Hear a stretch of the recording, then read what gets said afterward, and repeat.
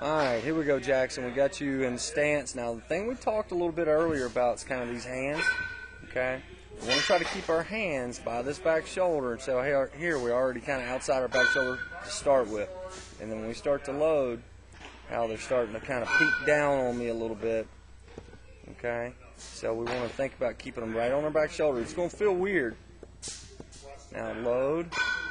Kind of see here now, he got all of his weight on his back foot, but obviously he can get away with a little more. And you talked about it earlier, remember how I taught how it had kind of a sloppy front side and it's kind of a spaghetti leg? Kind of see what I'm talking about now? How it's like a bullet, it's kind of, and see here, now is this knee in a very athletic position?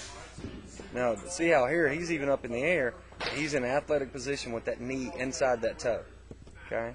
So now let's go to the next frame here. And you can see how it continues with that same posture of not lazy, but weak, and how his state progresses in more of a strong posture.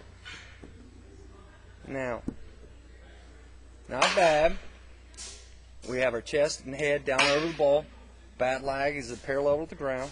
Okay, so we want to think about really keeping our hands stacked before contact. But you got them there, and he's got them at a 0, which is fine. Okay, now let's back you up a couple frames, and we talked a lot today about throwing a frisbee. Now see this frame right here.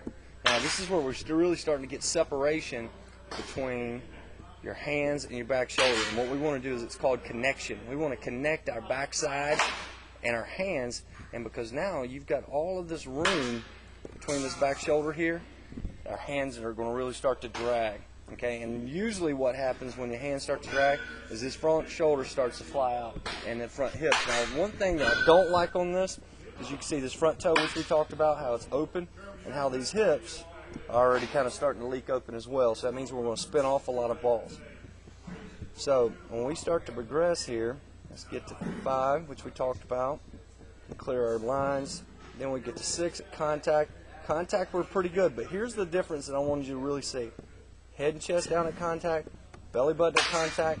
Now look at where your belly button's at. It's out here, chest is out here, and that's going to follow that hip line. And a lot of that's because of our front leg, how it was somewhat in a passive, loose gesture as it went to plate. It didn't stay aggressive, so now when it firms up, our hips have already gone because it never really had anything to keep them closed.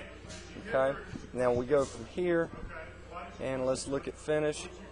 Now, you can see he's a little clip ahead of you right there. Now, see this little area right here between his arms? His barrel is already behind him, but he still hasn't rolled over his hands. See how your hands are already rolled over? And that's what I talk about, keeping our hands on that ball line, straight down through the ball line this way. The longer we stay through the zone, the better chance I have to hit it. Even if I'm full here, you have 0 chance to hit it. Your ball's already out, your bat's already out of the zone. See what I'm saying? And that's where we get palm up, palm down at contact and really continue to stay through the zone. All that makes sense?